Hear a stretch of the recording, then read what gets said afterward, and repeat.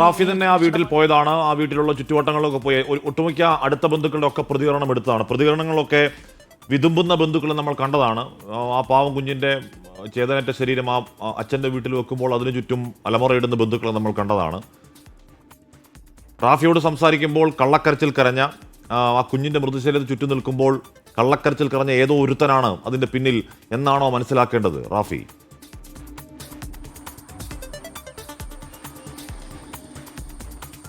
ഹാഷിമി, തീർച്ചയായും. കാരണം ഈ മരണമുണ്ടായ സമയത്ത് രാവിലെ നമ്മൾ അവിടെ എത്തുകയും ഈ കുടുംബം നമ്മളോട് സംസാരിക്കാൻ തയ്യാറാവുകയും സംസാരിക്കുകയും എല്ലാം ചെയ്തതാണ്. ആ സമയത്തുണ്ടായിരുന്ന ആളുകളുടെ ഒരു സങ്കടം നമ്മൾ കണ്ടതാണ്. നമ്മളോട് പ്രതികരിച്ച ആളുകൾ അവർ പങ്കുവച്ച വിവരങ്ങൾ, അവർ പങ്കുവച്ച ഓർമ്മകൾ, അത് എല്ലാവരിലും ഉണ്ടാക്കിയ സങ്കടം അത് ചെറുതല്ലാത്തതാണ്. ആ കൂട്ടത്തിൽ ഒരാൾ തന്നെയാണ് ഇത് എന്നുള്ളതാണ്. അച്ഛൻ്റെ അടുത്ത ബന്ധു എന്ന് പറയുമ്പോൾ ആ കൂട്ടത്തിൽ ആ കുടുംബവുമായി ഏറ്റവും അടുത്ത ഒരാളാണ് ഈ കുട്ടി. ഏറ്റവും അടുത്തിടപഴകുന്ന ഒരാളാണ് ഈ കുട്ടി. എപ്പോഴും വിരൽത്തുമ്പിൽ തൂങ്ങി നടക്കുന്ന ആ നിലയിൽ ഒരാളാണ് എന്നുള്ളതാണ് നിലവിൽ പുറത്തു വരുന്ന സൂചനകൾ. കാരണം പോലീസ് എഫ്ഐആർ ഇട്ടിട്ടുണ്ടെങ്കിലും ആ എഫ്ഐആറിൽ ഒരു പ്രതിയുടെ പേരില്ല എന്നുള്ളതാണ്. ആ പേര് എഫ്ഐആറിൽ ഔദ്യോഗികമായി വരുമ്പോൾ ആ പ്രതിയുടെ പേര് ഉൾപ്പെടുത്തിക്കൊണ്ട് ഒരു അറസ്റ്റ് നടക്കുമ്പോൾ അതിനുശേഷം മാത്രമായിരിക്കും നമുക്കത് സ്ഥിരീകരിച്ച് വ്യക്തതയോടുകൂടി പ്രേക്ഷകർക്ക് മുന്നിലേക്ക് പറയാൻ കഴിയുക. എപ്പോൾ സംഭവിച്ചാണെന്ന് പോസ്റ്റ്മോർട്ടം റിപ്പോർട്ടിൽ വ്യക്തമാവുന്നുള്ളൂ. എന്ന് പറഞ്ഞാൽ ഈ അമ്മ ചെയ്ത ഈ ക്രൂരമായ, അമ്മ എന്ന് വിളിക്കാൻ കഴിയില്ല, ആ സ്ത്രീ ചെയ്ത ക്രൂരമായ കൊലപാതകത്തിന് തൊട്ട് മുൻപൊക്കെയാണോ ഇത് സംഭവിക്കുന്നത്? ഈ സംഭവത്തെ പറ്റി ഈ സ്ത്രീക്ക് അറിയാമോ? ഈ സംഭവവും കൊലപാതകവും തമ്മിൽ ബന്ധമുണ്ടോ? തുടങ്ങിയ കാര്യങ്ങളിലൊക്കെ വ്യക്തത ഉണ്ടാകണം റാഫി.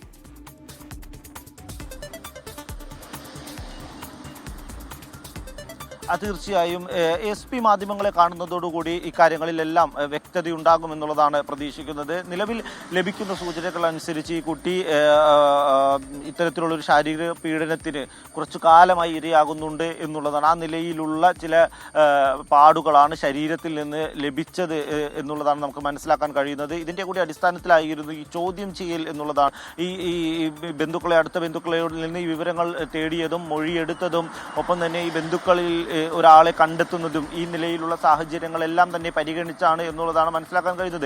ഈ പോസ്റ്റ്മോർട്ടം റിപ്പോർട്ടിൽ സൂചനകൾ മാത്രമായിരുന്നില്ല അന്വേഷണ സംഘത്തിന് മുൻപിൽ ഉണ്ടായിരുന്നത്.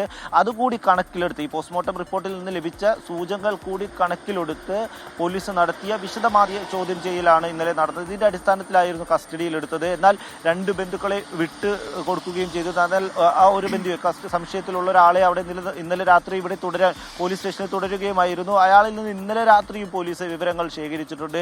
ഇതിന്റെ കൂടി അടിസ്ഥാനത്തിലായിരിക്കും ഇന്ന് അയാൾ പ്രതിപ്പട്ടികയിലേക്ക് വരിക. ഏത് രീതിയിലാണ് അയാൾ ഈ കാര്യങ്ങൾ ചെയ്തത്, ഒരു വട്ടമാണോ പലവട്ടം? ഈ കുട്ടി ഇത്തരത്തിൽ ഈ ഉപദ്രവത്തിന് ഇരയായി എന്നാണ് മനസ്സിലാക്കുന്നത് എങ്കിൽ ഈ കാര്യങ്ങളൊക്കെ അപ്പോൾ ഈ അമ്മയ്ക്ക് കൃത്യമായി അറിയാം എന്നുള്ളതാണോ നമ്മൾ ഇതിൽ നിന്ന് മനസ്സിലാക്കേണ്ടത്? മാത്രമല്ല മറ്റ് ബന്ധുക്കൾ ആരും ഇത് അറിഞ്ഞില്ല എന്നാണോ?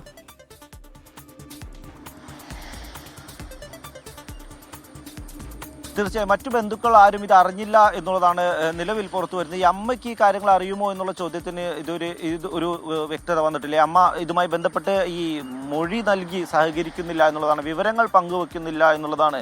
ഒരു പക്ഷേ ഈ കൊലപാതകത്തിന് കാരണം ഈ വിവരം അമ്മ അറിഞ്ഞതോ അല്ലെങ്കിൽ അത്ര വലിയൊരു ദുഃഖം ഉള്ളിൽ പേറിയതോ, അത്ര വലിയൊരു ദുഃഖത്തിലെ കനല് ഉള്ളിൽ നിന്ന് അത് കത്തിപ്പടർന്നൊരു കുട്ടി സ്വന്തം മകളെ കൊന്നതോ ആകാം എന്നുള്ളതാണ്. അത്തരത്തിലൊരു കാരണമുണ്ടോ ഇതിന് പിന്നിൽ എന്നുള്ളത് ഈ അമ്മ തന്നെയാണ് മൊഴി നൽകേണ്ടത്. ഈ അമ്മയിൽ നിന്ന് ഇത്തരത്തിലുള്ള ഒരു വിവരങ്ങളും അന്വേഷണ സംഘത്തിന് കിട്ടിയിരുന്നില്ല. ആദ്യഘട്ടം മുതൽ അമ്മ നൽകുന്ന മൊഴി അതിൽ ചില വ്യക്തത കുറവുകൾ ഉണ്ടായിരുന്നു. അതുതന്നെയാണ്, ആദ്യഘട്ടം മുതൽ അമ്മ ഈ അന്വേഷണ സംഘത്തോട് തീരെ സഹകരിക്കുന്നില്ല. ഒപ്പം തന്നെ എന്തിന് ഈ കുഞ്ഞിനെ കൊന്നു എന്നത് സംബന്ധിച്ച് വ്യക്തമായ ഒരു വിവരം അമ്മയുടെ ഭാഗത്തുനിന്ന് ഉണ്ടാകുന്നില്ല. പിന്നീട് കുടുംബ പ്രശ്നങ്ങൾ എന്നുള്ള ആ ഒരു നിഗമനത്തിലേക്കൊക്കെ പോലീസ് എത്തുന്നു. എന്നാൽ ഇതൊന്നുമല്ല കാരണം എന്ന് വ്യക്തമാക്കുന്ന രീതിയിലാണ് ഇന്നലെ ഈ പോസ്റ്റ്മോർട്ടം റിപ്പോർട്ടിന്റെ കൂടുതൽ വിശദാംശങ്ങൾ പുറത്തു വന്നതെന്നാണ് മനസ്സിലാക്കുന്നത്. എന്തായാലും ഇന്നിപ്പോൾ ഈ പോലീസ് ഇക്കാര്യങ്ങൾ ഉൾപ്പെടെ എല്ലാം വിശദീകരിക്കുമെന്ന് നമുക്ക് പ്രതീക്ഷിക്കാമല്ലോ. അങ്ങനെയെങ്കിൽ ഈ കേസിന്റെ എല്ലാ കാര്യങ്ങളും ഈ ഒരു ബന്ധു കസ്റ്റഡിയിലായതോടെ വെളിപ്പെട്ടു എന്ന് തന്നെയാണോ പ്രതീക്ഷിക്കേണ്ടത്?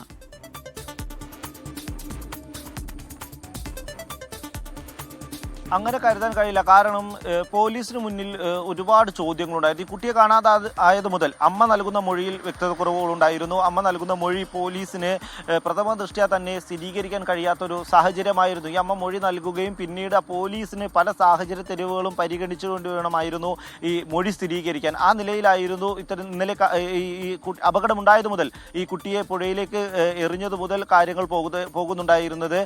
അതിനുശേഷവും ആ നിലയിൽ തന്നെയാണ് കാര്യങ്ങൾ. ഈ അമ്മ നൽകുന്ന മൊഴിയെ മറ്റ് സാഹചര്യങ്ങൾ കൂടി പരിഗണിച്ച് മറ്റ് മൊഴികൾ കൂടി പരിഗണിച്ച് കൂടുതൽ തെളിവുകൾ കൂടി ശേഖരിച്ചിട്ട് വേണമായിരുന്നു പോലീസിന് സ്ഥിരീകരിക്കാൻ. ഇപ്പോഴും അതുതന്നെയാണ് സാഹചര്യം. വ്യക്തമായൊരു കാരണം അമ്മയ്ക്ക് പറയാൻ കഴിയുന്നില്ല. അമ്മ നൽകുന്ന മൊഴി വിവരങ്ങൾ അത് പോലീസിന് സ്ഥിരീകരിക്കുന്നതിന് മറ്റു തെളിവുകൾ കൂടി ശേഖരിക്കേണ്ട ഒരു സാഹചര്യമുണ്ട്. എന്നാൽ ഈ പ്രതി ഒരു തീരെ പ്രതീക്ഷിക്കാത്തൊരു വഴിത്തിരിവ് ഈ കേസിൽ ഉണ്ടാവുകയും ഈ കുട്ടി ഇത്തരത്തിലൊരു പീഡനത്തിന് ഇരയായി എന്നൊരു സാഹചര്യം വരികയും അത് പോലീസിന് വ്യക്തത വരികയും അതുമായി ബന്ധപ്പെട്ട ഒരു പ്രതിയെ പോലീസിന് കണ്ടെത്താൻ കഴിയുകയും ചെയ്തിട്ടുണ്ട്. അതുകൊണ്ട് തന്നെ ഈ ചില ചോദ്യങ്ങൾക്ക് ഒരു ഉത്തരമുണ്ട്. എന്നാൽ എപ്പോഴാണ് ഇത് സംഭവിച്ചത്, എത്ര കാലമായി ഇത്തരത്തിലുള്ളൊരു പീഡനം ആ കുട്ടി നേരിടുന്നു, ഈ വിവരങ്ങൾ അമ്മയ്ക്ക് അറിയാമായിരുന്നു, ഈ വിവരങ്ങൾ അമ്മ അറിഞ്ഞതിലുള്ള മനോവിഷമമാണോ ഇത്തരത്തിലൊരു ക്രൂരകൃത്യത്തിലേക്ക് അമ്മയെ നയിച്ചത് എന്നുള്ള കാര്യങ്ങൾക്കെല്ലാം വ്യക്തമാകട്ടെ റാഫി. എന്തായാലും 10 മണിക്ക് ആ വാർത്താ സമ്മേളനത്തിൽ കാര്യങ്ങൾ വ്യക്തമാകും. പക്ഷെ ഒരു കാര്യം ഉറപ്പാണ്, ഓർക്കുമ്പോൾ തന്നെ വല്ലാതെ വരുന്നുണ്ട്. ആ കുഞ്ഞ് 4 വയസ്സിന് ഇടയിൽ അനുഭവിച്ച പീഡനങ്ങൾ, അമ്മ ടോർച്ച് കൊണ്ട് തലക്കടിക്കുക, അമ്മ അടിച്ച് നെഞ്ച് തിണർത്തു വരിക, അമ്മ ഐസ്ക്രീമിൽ വിഷം കലർത്തി കൊല്ലാൻ നോക്കുക, അതിനിടയിൽ ഈ പറഞ്ഞ അച്ഛൻ്റെ അടുത്ത ബന്ധു ആ വീട്ടിലിട്ട് പീഡിപ്പിക്കുക.